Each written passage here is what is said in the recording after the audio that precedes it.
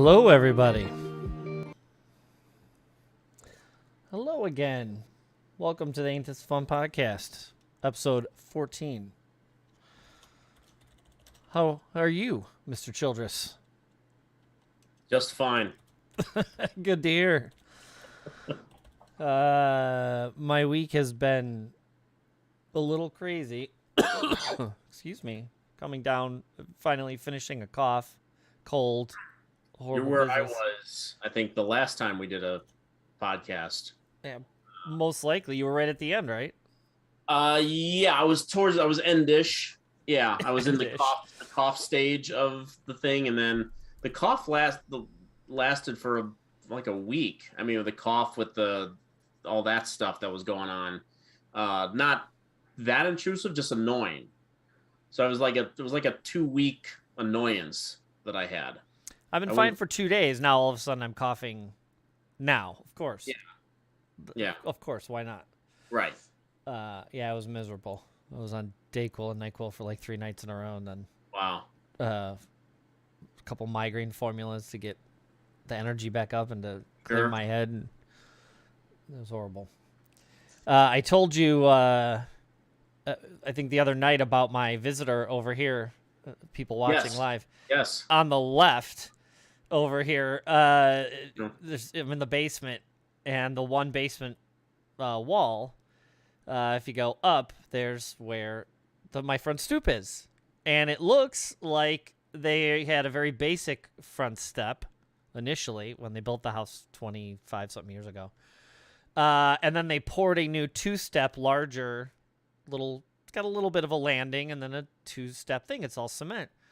So much so that it looks like they even poured it right up against the bottom 2 pieces of siding. So they didn't even bother taking the siding off, pouring the cement, and then putting the siding, cutting it around it.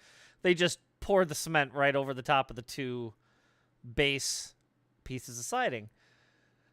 Well, over the past 2 years, maybe 3 years now, it looks like the rock and stone that they used to make the initial foundation of the stoop has settled. And on the left side of the staircase now, raccoons and skunks have decided they fight once a year to make a home out of the underneath portion of our front stoop. And I was told on the internet, mothballs. Throw mothballs in there. They hate it. No matter which one, you're good. So I threw like a whole cup full down there the other night, not thinking. And there's a small hole just above the foundation wall, but below the first, where the joists are of the floor above me. It's about a foot. And there's like insulation and some Tyvek and some stuff underneath that staircase that they poured. Turns out whatever was in there must have chewed a hole about the size of a quarter, because I just found it. This entire basement now smells like mothballs. And I'm just soaking in it right now. And because the wind blows under the stoop, right over the mothballs, and then shoots right through that 1-inch hole into the basement, and now the whole basement reeks of mothballs. I hate it. I'm not a doctor by any stretch of the imagination. I bet there's some property in mothballs that helps your cold. Let's hope. Like a menthol?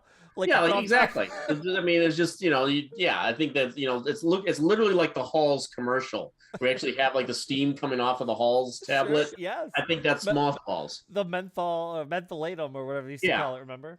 Well, the mentholatum, you get the cream and whatnot. I still use that crap when I'm really jacked up in the nose. Yeah, what's it called? What's it mentholatum. Yeah, but it's not icy hot. Not icy hot. No, that you do not want to put that on your upper lip. No. But yeah, this whole basement reeks. I tried getting an animal inspector, and they can't come out till maybe next week. But to remove the mothballs? To remove the big 25-pound raccoon. They were fighting the other night. I sent you the video. You saw the video, yeah. It was like a 20. I'm serious. It's the size of my dog. So it's about anywhere from 20 to 25 pounds. Huge raccoon fighting with another one that was about 15 pounds. It was like Mortal Kombat. I heard someone yell, "Finish him." There were 2 people just beating each other up. There were 2 raccoons beating each other up on the lawn. So they either one had decided to come in, and the big one didn't like it, or the big one wanted it and dragged the little one out. And then they just beat each other up on my lawn, and you could hear them like screaming at each other so loud. Yeah. Then I was like, what the hell? And I run over to the window, and I videoed it with my phone. I'd bang on the window. They didn't even care. They kept fighting. Yeah, I think the only thing short of me opening the door and like running at them or making noise at them, I think would have stopped them. They fought for a good 5 or 6 minutes. It Didn't was a care. good video. Should upload it to YouTube. Yeah. I'll put the little finish him graphic over the top of it. Yeah. I thought I heard someone say sweep the leg too at one point. That might have been Kreese, yeah. But yeah, that's been my week. Wonderful. Yeah. Sergio just texted me. I don't know if he's on right now, but he made it to LA, and he was very happy. Yeah, we don't even want to. I don't even want to spoil what Sergio is doing right now. But he's going to be on your show next week, correct? Yes. He's going to have some. I bet all 3 might be that thing, like different things that happen during what he's doing right now, which is amazing. He let me in on one thing, that he might get to meet someone. Yeah. Yeah, I won't spoil it. No, well, I assume I don't want to bring it up, but I assume. Well, the reason I say it to you is because I know that you would appreciate it. Oh yes, I'm very aware that he's going to a certain party, and I could have told him some anecdotes to use at that party, particularly with a couple of cast members that are there, going back to my childhood. Maybe we'll talk about that some other time, but yeah, not again. I don't get jealous often. I am of that. Sure. Very much. Even if it's just being in that room, I got to do that again. I don't want to spoil what he's doing right now, but he's gonna have a blast, and he's gonna tell you all about it next week, I'm sure. It'll be cool if I can link out to something. He said that one of them may or may not be taped, or maybe not tonight, but throughout the weekend, one or more of them might be on the internet or something. So I'm going to try to find some links. Well, at the very least, I think we can say what because people who want to look for it. I'm not going to tell you all the things that he's doing, but he's presenting at the Turner Classic Movies Film Festival in LA that's starting this week. And he's presenting a couple movies, and he's doing a couple presentations, and I think an interview with one person that I think is also very cool. It's going to some parties, so yeah, I mean, it's an amazing honor for him. If they show, if you have Turner Classic Movies on your cable package, they may be talking about it intermittently, because I think TCM still shows commercials when they show movies, right?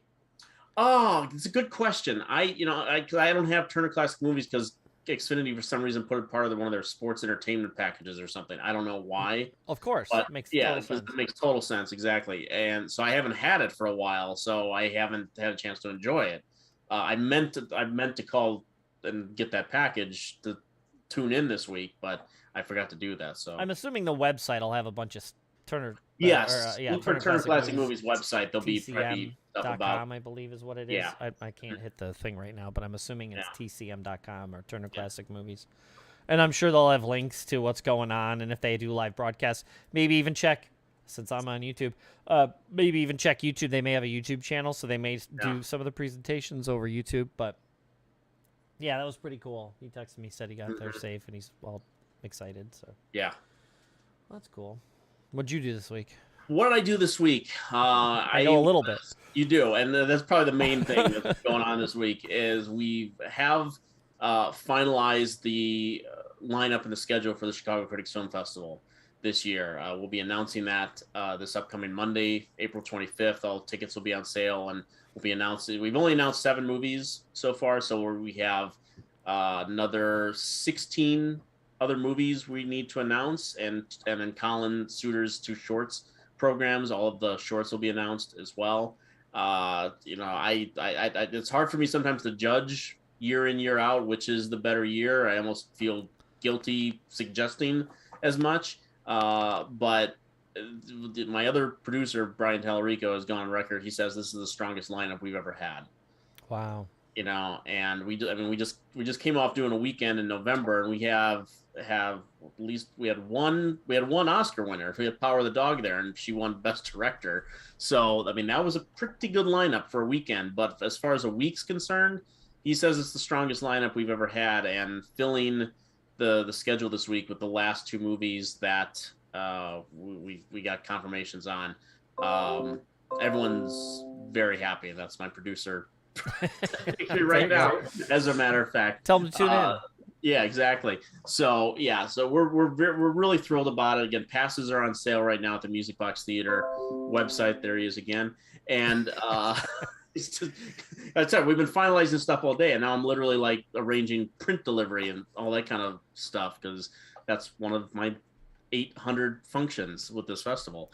And again, that's the Music Box Theater. If you've never been, if you live in the city of Chicago and you've never been to the Music Box Theater for anything, we've seen a couple 70mm prints of stuff there, and I've gone to the fest. I was even the 1 year the first year I did, but that 1 year I handed out the programs all the way around the block. Very first year. What would it was like at the Music Box. Right? Yeah, at the Music Box. I went all the way around the Chicago City block because there was literally that many people in line that one night because awesome. You had what 2 or 3 theaters that night going. Yeah. It was pretty huge, but yeah, it's a fun time. Well, your help literally goes back to the very first festival we did at the Movie Co.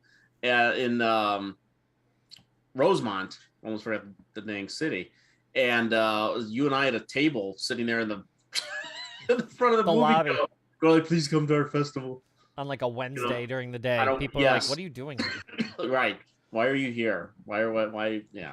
But that turned out to be pretty great too. But at the Music Box, it's a whole other thing. And so yeah, it's a busy week that's about to turn into a very busy 3 to 4 weeks coming up for me. So, yay. Fun times. Good time. Oh, yeah. So as we know with this podcast, it's been 25 months of a nightmare hellscape out there. It was getting better, then it didn't. It was getting better, then it didn't. Then it was getting better, and now it's not again. So we can continue. This potentially could go on forever, this nightmare hellscape. So, but what we're trying to do is talk about 3 things that make us happy, smile, brings us joy, whatever, to try to make ourselves feel better during this horrible time. And then the 4th thing will be something we're looking forward to, whatever that is. Could be tomorrow, could be later tonight, could be a year from now. Something we're looking forward to that we hope it's going to make us happy. Please, if you're watching this live, like and subscribe down at the bottom of the video. Hit the little bells for notifications. It'll notify you when we go live or I post a video. If you're listening on iTunes, like, subscribe, and rate. And it helps us. Us. Thank you. Whatever. So, like I always say, do you want to go first, or would you like me to go first? I'm going to toss it in your direction today. And let you throw a little audible there. Yeah. All right. I'm going to pose this to you as a question. Oh, God. Do you like Westerns? I do. Very much. Western-themed stuff? Yes. So it seems like a trick question, but sort of. It's not. Yeah. I don't like guys wearing cowboy hats. How about that? The fashion of it? Yes. Oh, sure. Okay. Maybe I don't wear cowboy hats. Modern Western, I'm not crazy about.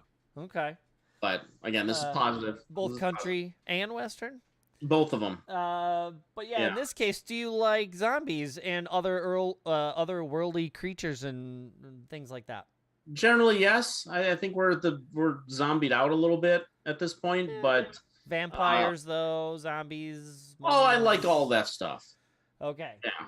So, my first thing is a game that came on Game Pass this last week.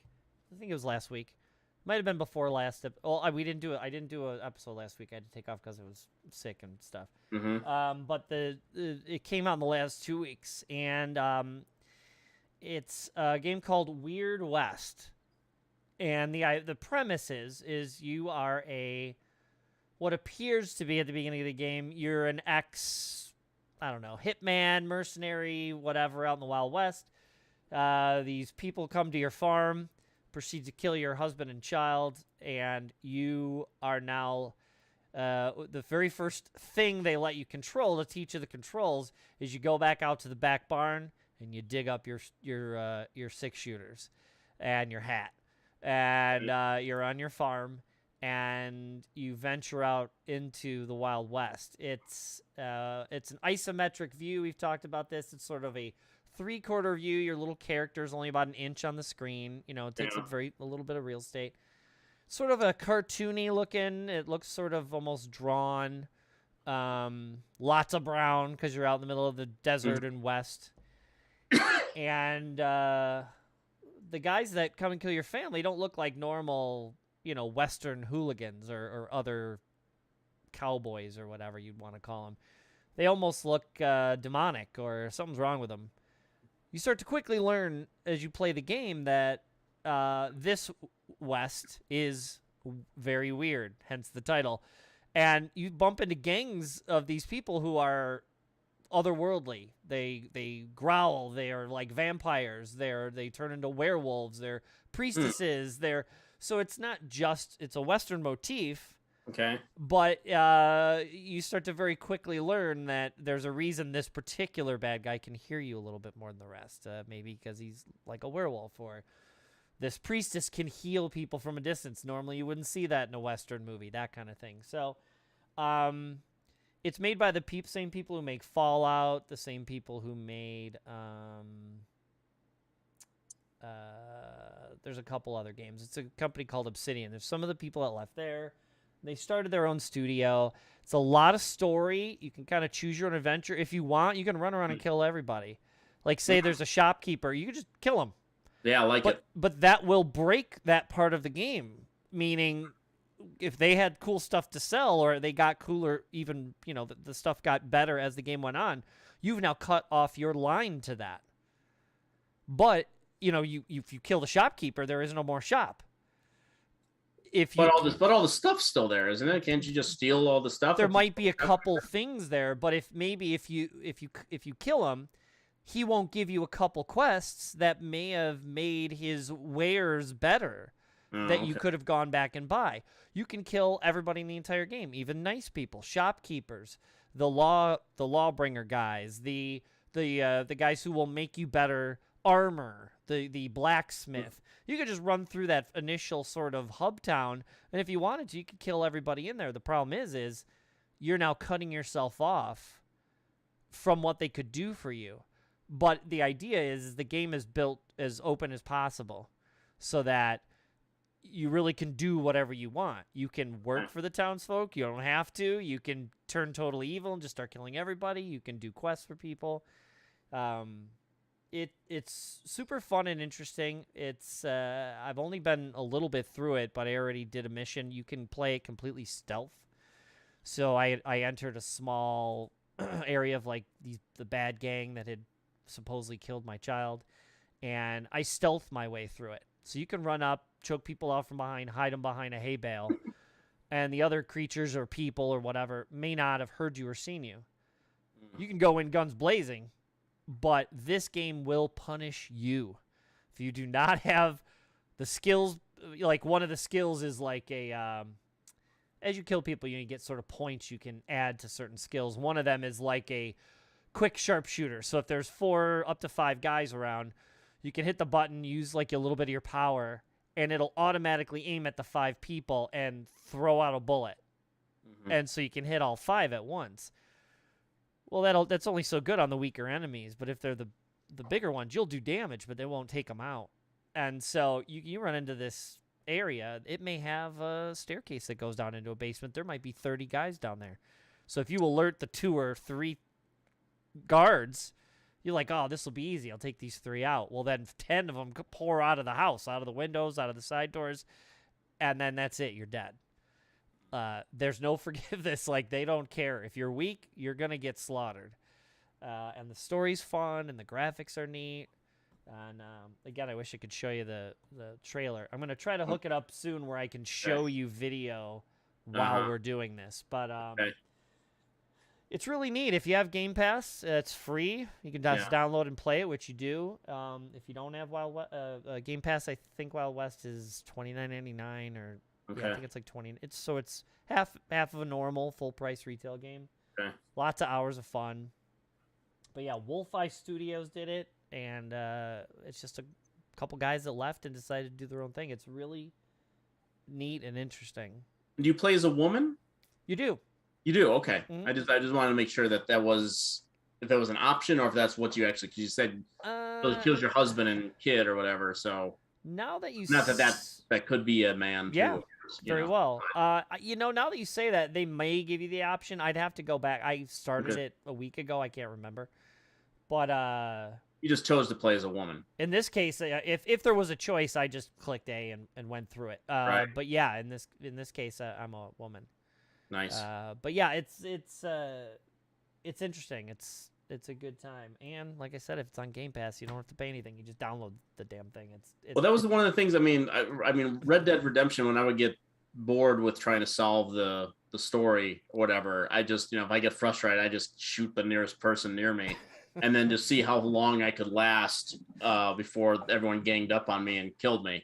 Yeah, usually not very long, but yeah, I take a few of them with me. Yeah, those Rockstar games are great. You haven't even played Red Dead Redemption 2, but they have a fully robust online, similar to when the very little you went online with me in the first one. Right. The new one is like Grand Theft Auto 5 online, which is massive, and skill trees, and you could be a hunter, you could be a bounty hunter, you could be a regular hunter, you could be a blacksmith, you could do this, you could be a moonshiner. And as you play this online game on top of the first story one. So it's another good Western game, you're right. But, yeah. Okay, my first one this week is something I've been waiting to talk about specifically for this show. Oh. Because it's another TV show that I finally got around to watching. And something I need to do, and I on Letterboxd you can rank movies and all that kind of stuff, which I do frequently. We still got to get you on Letterboxd because I want you to just go wild with rankings and whatnot. But I need to rank all of the TV that I've been watching since the 25-month hellscape has begun, because it's been a lot. And I haven't done like any kind of like formal ranking other than sort of in my head about what I think is really exceptional. But I saw this show last week and watched it we watched in 4 days. We watched two episodes a day with 3 episodes one day. So we watched in 4 days. It's a 9-episode arc. And it's one of the best shows I've seen during this entire period. And it's a show called Severence, which is on Apple TV. And Ben Stiller directed many of the episodes. I think he directed like the first 2 or 3, and then he directed like the last 2 or 3, something like that. It's a 9-episode arc, and what the story is not specifically set in any particular time. We assume might be the future in some respect, because technology has been created by this company named Lumen that say you go to work, okay, and to make you the most efficient worker, something that helps, and I'm sure this is something that's been tested and theorized by many corporations in memos, that no distractions, no Facebook, no internet, no all these things that prevent you from getting as much work as you possibly can, even how menial it might be for the company. So what they do is they plant this chip in your head, and as soon as you go up in the elevator to your floor, whatever department you're in, you basically wake up, and you're you, but you have no memory of the outside. So any problems you have on the outside are gone, and you're just there for your 8 hours, focusing on work, getting your incentives by the company, and then you leave, you go down the elevator, and as soon as you leave, you're switched back onto the real you. Now, it sounds like a very simplistic premise and can be mined for a lot of satire, which it absolutely is, as far as like corporate mentality and what they think of the average person working for them and whatnot. The incentives alone that they get in the show, I mean, it just it's equal parts hilarious and infuriating when you see the incentives that they get for doing a good job on this show. And the show, Adam Scott from Parks and Recreations and millions of other things, stars as a guy that his wife has died. Okay, so he's a widower. And he joined this. He was a teacher, but a professor, and then he joined this company specifically so he could put his grief aside for half of his day. And you have no memory of who you are, one place or the other. But there are other people that work. There's only 4 people that work with him in his department, and I'm not even going to spoil what they're even doing there because it's one of the sort of mysteries of the show. But there's another new worker played by Britt Lower who is brought there for the first time, and she's sort of like our viewpoint into the show, that she's the newbie, not crazy about what she's being put through, keeps trying to quit at every possible opportunity, but her outie, the person who is on the outside, won't let her innie, on the person at work, quit.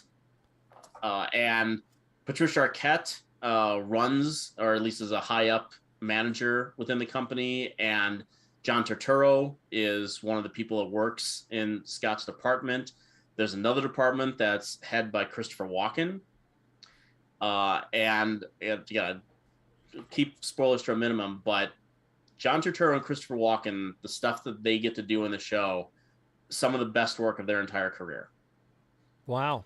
Yeah, and they only have, and you could probably count on a hand the number of scenes they even have together. But the work that particularly Turturro is doing in the show is kind of next level. It's really it's funny, but it's absolutely heartbreaking too. And this show puts you through everything. It is hilarious. It is sad.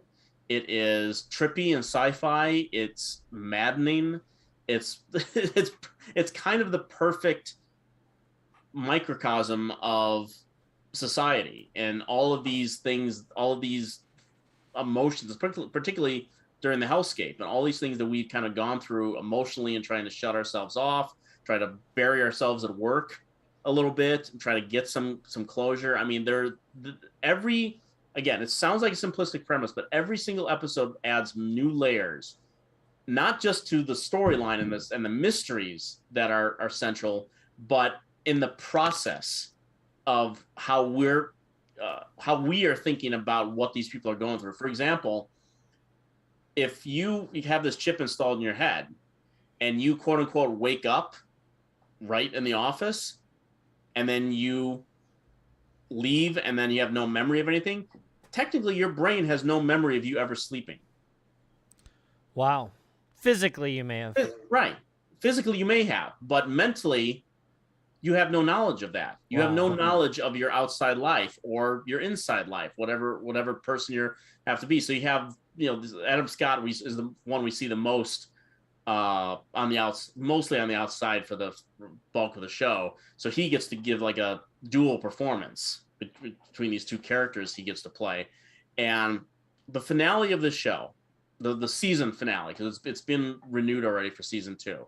It's not a limited 9-arc series. And when I heard afterwards, after I watched the finale, and I texted someone about it, and he told me like the people were pissed at the finale. Like because they didn't think it like lost, like they didn't get it, or not because they didn't reveal everything. Oh, well, and it's just and it made me mad in just a whole new way. I'm just like, then you're idiots.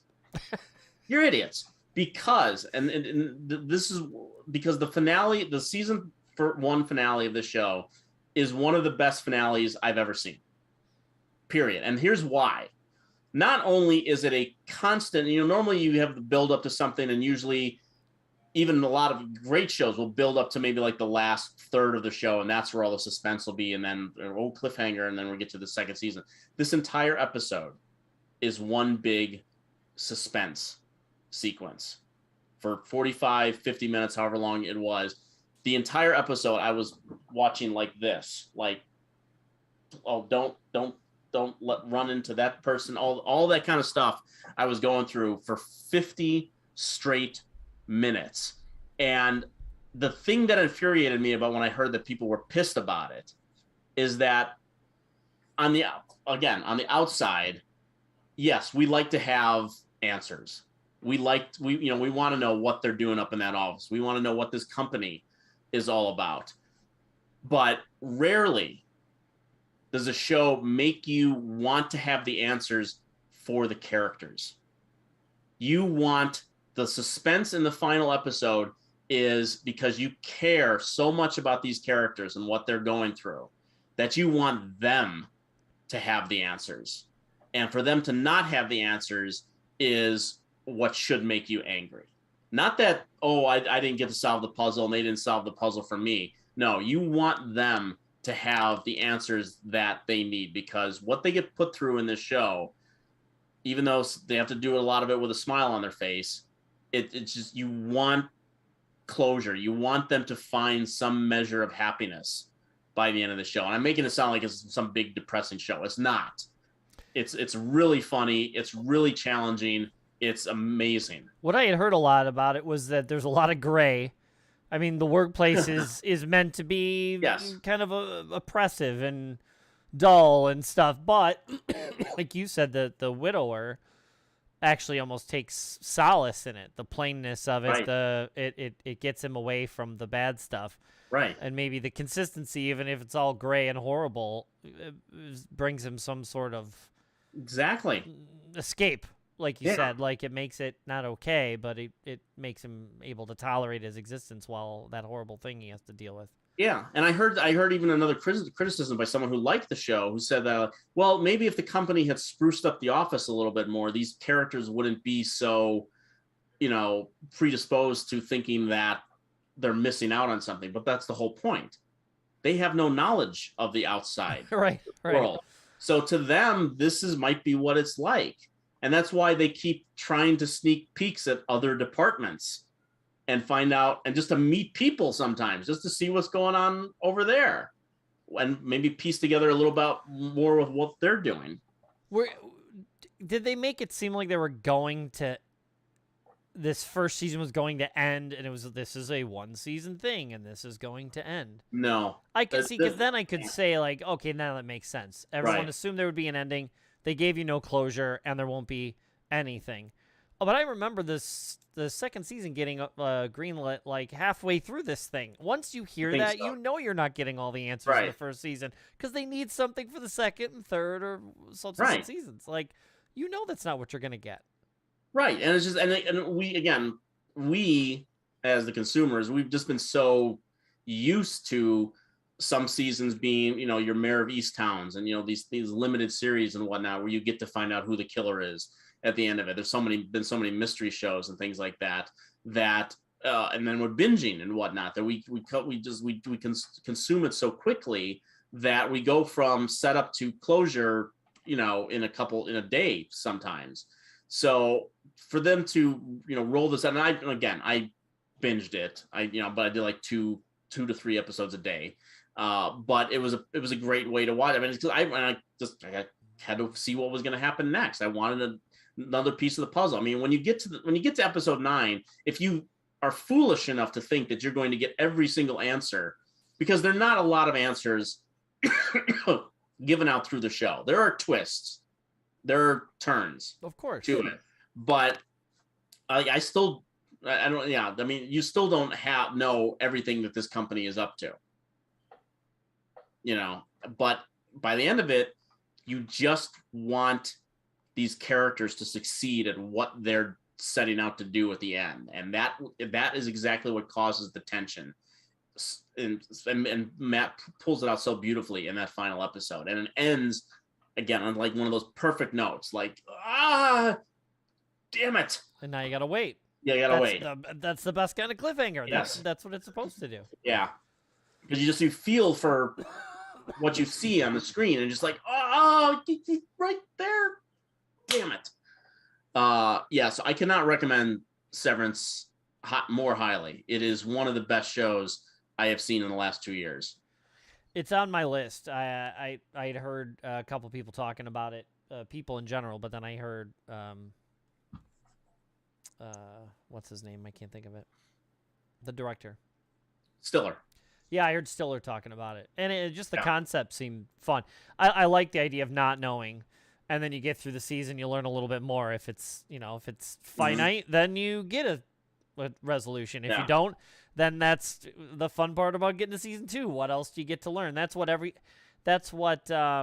Westworld should have been. It got ridiculous, but at the end of that first season was so good, and you're like, there are more biomes to go to. I can't wait till they go to Samurai World and all this Shogun World and all this stuff. Like, there was so much hope, and then that show went right down the tubes. But that first season was very similar. It's you don't know what's going on, and you get to learn it all. I think that's the most fun.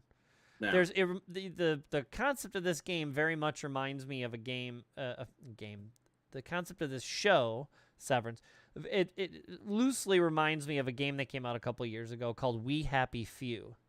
Okay. And the idea is you work in a corporate environment in a very mod England, late 60s, early 70s, all the outfits and the architecture and everything kind of looks like that.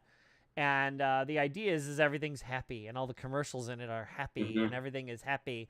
And then one day you forget to take your happy pill, or you purposely do. I can't remember exactly how it starts out, but the gist of it is you wake up and things aren't what you assumed they were. And then there's like these happiness police, which are these bobbies, the English police with the hats and everything. But they have these white faces that almost look like the V for Vendetta Fox face, but not. They're more smiley and cartoony, but they're white with these big eyebrows and these big smiles, almost Joker-esque, but a white face, like a porcelain white. Okay. And they know that you're not. They can tell you're not taking your happy pills. And the idea is it's more you do stealth and you learn stuff, and the conceit of the game obviously is you're gonna get an ending where the show you're talking about you're not. Right. But the conceit of the game is there's 3 different paths through the game. So as you play the game as one character, you get to the end, then it offers you to play through as another character that you've encountered as the first character, but you get the beginning from their beginning. And then how that character intertwines with the other character at one point in the story. And then they gotta go off their own and do something else in the world. And then once you're done with that, there's a third one. And by the time you've done the third one, you kind of have pieced everything truly together. You can get a perfectly good ending with one. Yeah. But if you do all 3, you kind of get everything, and you've pretty much gone all over the map. And it's the learning stuff. Which is exactly what this show sounds like, is you get to kind of find out what this corporation's really up to. Yeah, and all I hope, I mean, again, you and I are big fans of Lost, but, if they lost one season, maybe it would have been better. Who knows? The concept of stretching too much of a good thing out too far has been, it's one of the many reasons why things have been scaled back. And I think Lost was kind of at the forefront of that, because everyone was just kind of like, you're not revealing anything. They're like, okay, well, we're going to have 3 more seasons, and it's only going to be 16 episodes a season or whatever it is, and that's it. And everyone's just like, oh, okay, I can wait for that. Yeah. And that's kind of where we're at now. Now everyone's doing 8 to 10 episode seasons. The Disney Plus ones are even shorter in many respects. And I hope, as long as they've got the goods, as long as they don't give you all the answers and then go like, but there's more, and then they stretch it out to something that's less satisfying. You want the answers, but you want, if this ends up being like a trilogy, like a 3-season kind of thing, I'd be fine with that. If you just don't stretch it out. That's all I'm saying. Well, in like True Detective and Fargo, don't they kind of do? You get one season that culminates in the end. You do get a second season, but it's a whole new set of characters. New story. So which is fine too. It's the branding of it, the True Detective, Fargo, and whatnot. That's what you're tuning in for, and then it's just a whole new story, time period, characters, crimes, whatever it might be. With that works too. Yeah, it's smart. Yeah. What did Seinfeld say? You got to go out when you're at the top because you don't want to be the person who stayed too long at the party. Exactly. So, that's it. I'm out of here. That's right. Get that big laugh. All right. Get that big laugh and get off stage. Get off as fast as you can. Well, let's hope this continues to be good. And then, like you said, they don't stretch it because that. Yeah. Well, they're not going to continue it unless you watch it. So it's on you now. It's all on me. It's all on you. 100% up to me now to make sure this thing stays around. That's right. All right.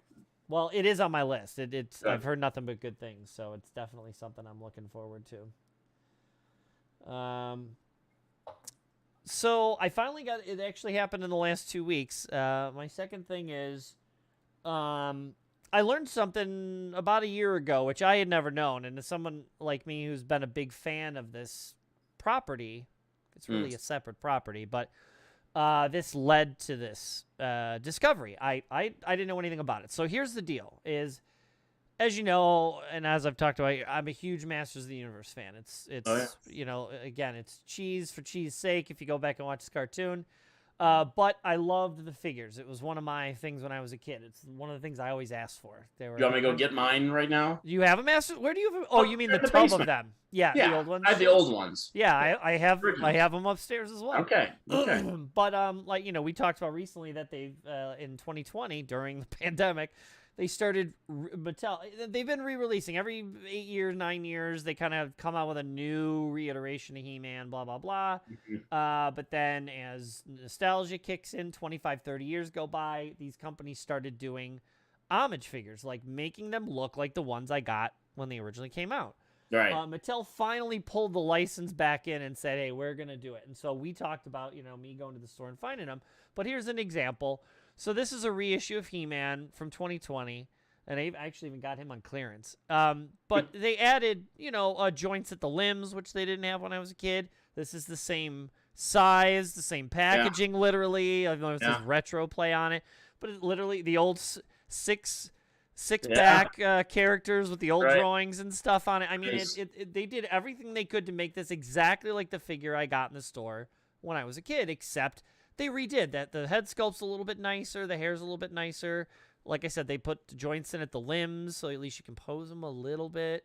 That even the hands kind of turn at the wrists. So they're really nice, and they're doing a really great job of reissuing them. I try not to buy these because I want all of them then, and my OCD will kick in, and I'll have to get them all. Yeah. But I've gotten him. I've got Faker, Skeletor. I didn't get the Sorceress when I was a kid, so I found her. I grabbed her. And then I'm a big Hordak fan, and my buddy Adam, who you've met. Prince Adam? No. Oh. But well done.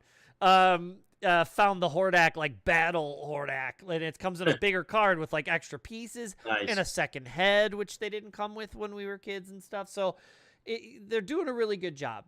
And in the midst of buying these, I heard that I think it was the last Comic-Con. I think it was fall of last year. They had they always have special at cons. I have 3 of the old ones. I have an old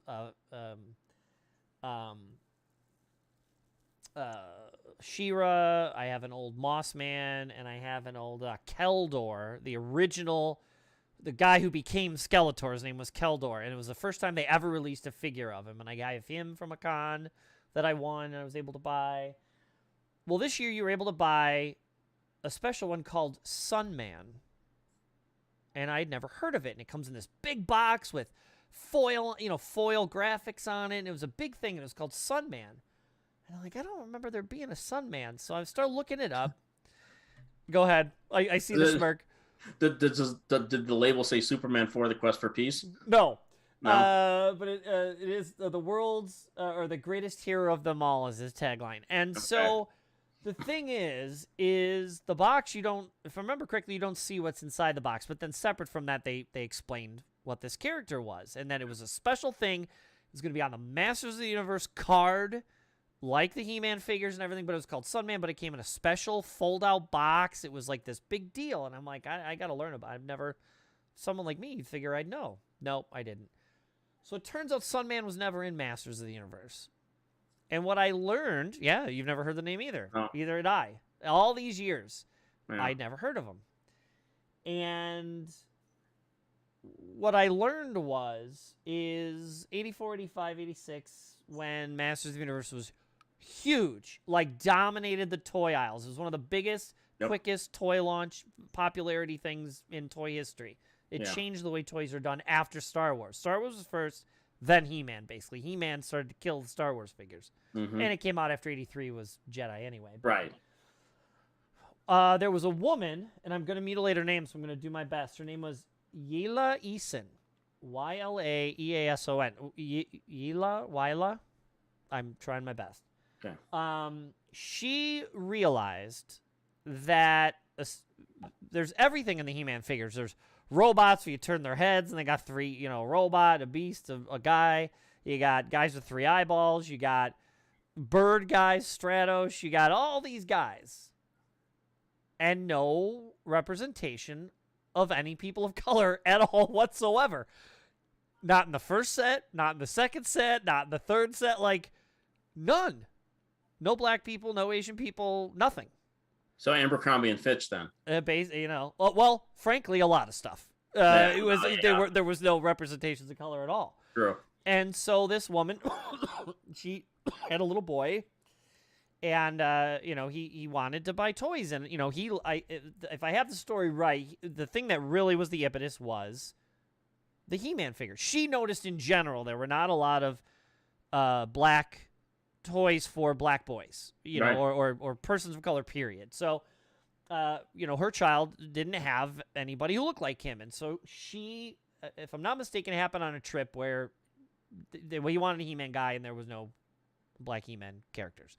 So she talked to a couple psychologists. I believe it's the one that helped do Brown versus Board of Education. Oh, wow. Because I guess they use, the way I read some of it today, just to make sure I had it right, is that he said that no representation of persons of color for toys led to people feeling, obviously, but toys in particular, when you're little, when you're the most impressionable, is the time to do it. And so she talked to this guy, and she started her own company called Olmec Toys.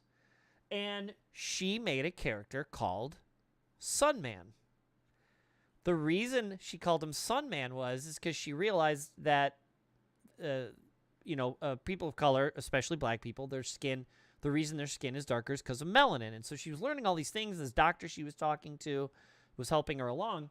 So she created a toy, and it is the spitting image of He-Man, but her own character. And so they had the special edition one last fall, and it was way too expensive. And excuse me. And if you didn't get on it right away, you weren't going to get one. And then they said, okay, we're finally got the license. We're going to license all the characters from her, and we're going to put them on actual Masters of the Universe cards, like the Masters of the Universe. It only took them 40 years, but they finally did it.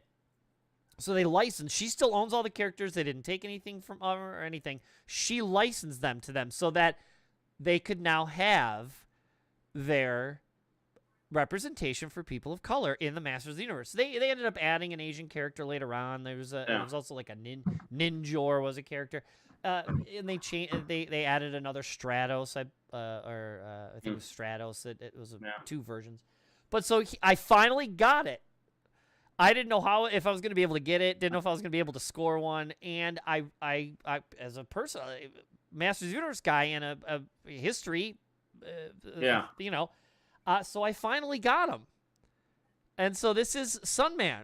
Wow. Yeah, isn't that awesome? That's pretty cool. So her version of He-Man was literally built on a very similar style of, the big, bulky, kind of barbarian that all the He-Man toys look like. Yeah. Hers were similar enough where you could clearly tell the inspiration was a He-Man guy. Yeah. But this just came out, I think it's like this week or last week. I don't know how rare he is, but the idea was I finally got one. And the idea that this woman started this company and her toys started to sell. And not only when this started to sell, she had like a ninja character. She had, I think, a Native American based character, that kind of stuff. Yeah. And so it was a very diverse group of heroes. But so her toys started to sell. If I'm not mistaken, she ended up then doing other toys based on other lines, and started to include people of color in all these. And so it's very interesting that Mattel actually went back and was like, you know what, bad on us. And we want to do something about it and kind of commemorate what this woman did. She created her own toy company, purely because she's like, this sucks. Like, my kid can't get toys. Like, I want to do something. I knew nothing about this. It's amazing when you consider that all the He-Man, all the Master of the Universe characters is pretty much like every other color except that. Yeah, I mean, literally. Stratos is gray, like Skeletor's blue, like every color. Yeah. But a black person. I mean, they ended up, like I said, they ended up having like an Asian-themed character. They ended up doing some other stuff. But yeah, I don't... Years later, they added a character called Clamp Champ, and he had like a kind of a clamping, not, like a... It almost looks like a pair of pliers on the end of his hand, like a big, fighting action thing. But that was the only black character for a long time. Yeah. But to do it right and to commemorate what this woman had done, and to do it, I finally got one after 40 years. And so it's great. They even use all of her words. This is his original logo from her card. Nice. They put the sticker on the front, which they don't normally do. They don't sticker the front of their gels that cover the character. And then they added her tagline, which is what she called her guy. Sunman, the greatest hero of them all, was on his card when she made the figure. Yeah. And they put that on his card. And he's a hero, right? He's a good guy. He's a good guy. Yeah. But yeah, it's amazing. So if you look at the back on the 6 figures, you got the battle damage, the armor He-Man, you got Skeletor, you got Clawful, Anti-Eternia He-Man, Horde Trooper, but you got Sunman in there, and there's his bad guy, sort of like a green sort of pig demon guy was his bad guy, but they put Skeletor and He-Man with him as they're fighting like duos on the cover art, but it's Castle Grayskull in the background. Yeah. It's just so neat, and I learned something. You never thought you'd learn something from an action figure, but because I saw that convention exclusive, I went down a rabbit hole. So her toy company's called Olmec Toys. You can look it up. Sunman, literally just Sunman. Do a search, Sunman figure. They have the website for Sunman with a little history about him on there. Some old pictures of the original toys in their packaging. And you can go down a rabbit hole learning about this. But I just thought this was amazing that they did this. 40 years later, they honored this person for not fighting them, like doing what was right and kind of doing her own thing and making money and making a living out of it. And it's really neat. It's super cool. Very cool. So I finally got him in the mail last week. Nice. Yeah, Sunman. You got to get it in the mail. It's not even. Is it in stores? Well, yeah. Well, see, here's the thing. Sometimes now you can pre-order these sort of specialty ones. Yeah. And if you can get it on the pre-order, you're just guaranteed one. Me going to a store with all the kind of scalpers running it in, and that's probably a bad term to use now, but people who go in and buy things to then sell later and make money off of it, in a bad way. Yeah. You can't do this anymore. Like, the second these come out, like, people just scoop them off the shelves. They'll buy all of them and throw them up on all these websites now and try, 3-4 times as much. Yeah. For them. And so, but yeah, so I pre-ordered them and I got one, so I didn't have to go looking. But yeah, it's pretty cool. But yeah, they even went through the trouble. Remember the old mini comics in the back? Yes. They made a Masters of the Universe mini comic with, see the Sunman logo on it in the back? That's awesome. They actually printed it and did a new comic just for him and included it like they used to with the figures. Very cool. Yeah. It's pretty neat. Yeah, it'd be kind of cool if they did a little documentary. I know some people have done their own on YouTube and stuff, but it'd be neat if they kind of go back and like actually talk to this woman in a little, I don't know, like a, what is it, The Toys That Made Us or something like that. If they go back and Toys That Made Us, right? It'd be cool if they did it in a nicer format. But yeah, pretty cool. Okay. Okay, my second thing, and you may need to get your little button ready. Promotion. Even though I bought this, I didn't get this for free. Oh, then I don't have to. Then you don't have to. Okay. If they gave it to you, paid you to talk about it, or they gave it to you for free, so now you're talking about it, then you're getting some compensation. No, I bought this. Okay. My own money, and I got the receipt to prove it. Okay. And it's timely. This has been out for probably about a month now, and I've talked it up a little bit just because I know the person who wrote it. So I've been trying to, throw some love his way and make people aware of it. But I finally got around to buying it myself, and I haven't finished it yet, but I have gotten through a bunch of it. And it's this book right here. Okay. And it's called The Age of Cage, 4 decades of Hollywood through one singular career. The author's name is Keith Phipps, who is a member of the Chicago Film Critics Association. Oh, awesome. Yes. Yeah, so I've known Keith professionally for many years, and he's written for the AV Club at the Onion back in the day, and now, wherever the wind takes us freelancers, that's where you go. But he wrote this book because Nicolas Cage has recently, the renaissance of his career is starting. People are starting to circle back on him a bit. Whether I agree with some of that or not, that's, again, we're speaking in positives here. But right.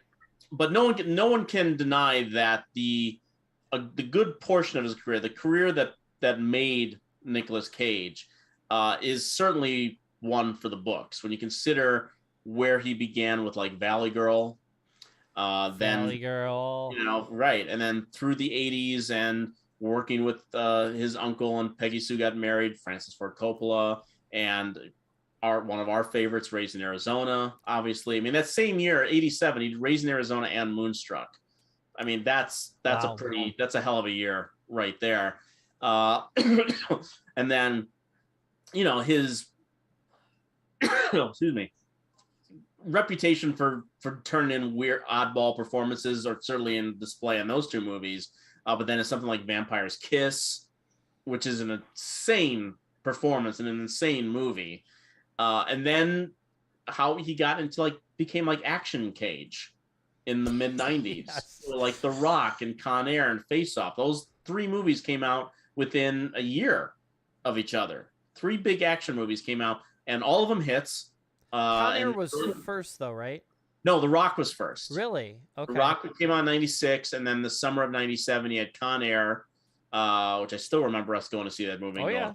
Nope. And then Face Off was later. Well, you're saying nope. You didn't like Con Air? You didn't like Con Air either.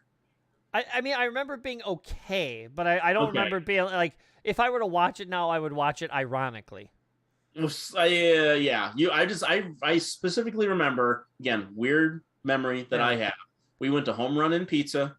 Sure. And we went and saw Con Air, and you were not happy at the end of it. Yeah, I don't think I own it, and I wouldn't purposely go upstairs what we got to watch right now. We got to watch Con Air. No. I wouldn't do that. But if it was on and we were sitting around and it came on, I would probably watch it ironically. Yeah. Maybe. Okay. Well, I think that is where a lot of people are with Cage now, but aren't quite admitting as much. Okay. Because when I bring up the various styles of Cage's roles, that's pretty much how this book is designed. It's not a de facto biography of Nicolas Cage. It's not just a series of reviews of every single movie he's ever done. It's not just a career retrospective, but what it is it uses his career to he certainly examine his career and the movies themselves, but also to examine the way Hollywood has changed over time and the way it's used people like Cage for, the various purposes and genres, and the way that the styles of movies and the movies that people were going to changed over time. And that you could turn someone like Nicolas Cage, who was just literally, I mean, he did The Rock, just coming off winning the Oscar for Leaving Las Vegas. So he he catapulted to Oscar-winning actor Nicolas Cage, and then started doing action movies. So it's he reached the pinnacle of where you're supposed to be as an actor, and then it was just some people might call it selling out, but what he does in The Rock, I think, is very entertaining. Still the only Michael Bay movie I like. And he's great in Face Off too. I mean, he really is a great actor, but again, over time, that started to fade a little bit. And, obviously personal things that he did in his life. He's been married 5 times. He had some weirdo spending habits, and to the point where he was kind of broke and owing a lot of money. So, you talked about Bruce Willis on here recently, which is a much sadder story, obviously. But here, he was basically taking, anything he could find, a lot of stuff which did not go into theaters, to pay off these debts and things that he had. So for the better part, and I looked this up today, as a matter of fact, when I did my TV segment, that he's had some movies that have come out in theaters over the last decade, but he hasn't really had one that like opened like a movie that opened everywhere, a wide release. Sure. Since the last Ghost Rider movie. Yeah, which both of those are not good. No. Yeah. They're not. Especially the last one. Huge comic book fan, Nicolas Cage. Enormous. I think one of his son's names is Kal-El, by the way. Which is Superman, obviously. Mm-hmm. But I think at one time he held the Guinness Book of World Records for the most valuable comic book collection. Really? At one point. He ended up selling them all.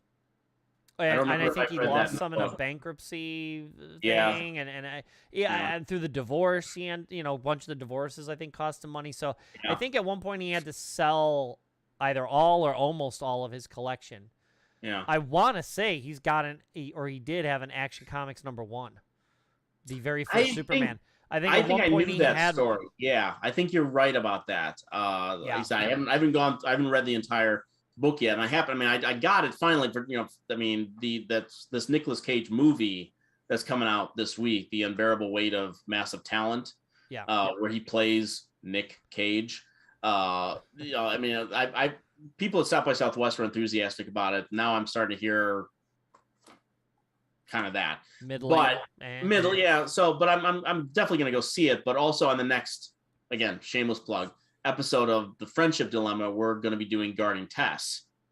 So I wanted to read up what Keith had to say about that movie in this, because I saw an interview that Cage did recently, probably about the movie it was a Rolling Stone interview where he actually mentions the book, and he speaks very highly of what Keith wrote. Oh, that's awesome. Which is amazing. And he like brought up Guarding Tess, just out of coincidence. We had already said that's the one we were going to do, but it was just kind of funny. So I'm really looking forward to see what he has to say about that movie, because that's a period of Cage that I really like. That first period with Raising Arizona and Moonstruck and Valley Girl and Peggy Sue Got Married is pretty amazing. But there's that period in the early 90s where he was doing like these romantic comedies, and he did Honeymoon in Vegas.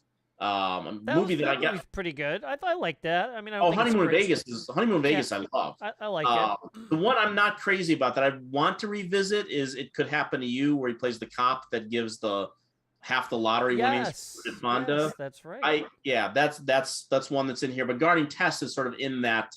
It's not a romantic movie, but it's Cage doing loud comedy. Right. Shall we say?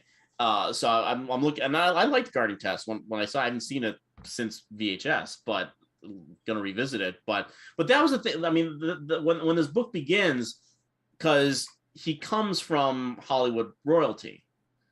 His uncle is Francis Ford Coppola. So as a matter of fact, isn't he credited? The original, unless they've changed it, isn't it in the original in Valley Girl? He's credited as Nicholas Coppola.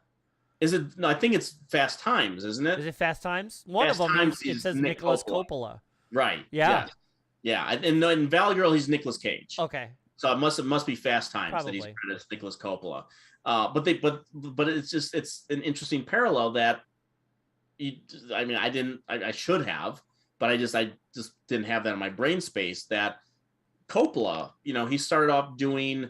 He was a writer and he was an independent director, and he was doing stuff that he wanted to do, and then he kind of got into the Hollywood system doing The Godfather, which was this big massive movie that he really didn't want to do, And now 50 years later, it's considered one of the greatest films of all time. And that period that Francis had in the 70s with The Godfather and then The Conversation, The Godfather 2, and Apocalypse Now, that if you stop right there, history, you're in the history books. Absolutely. Yeah.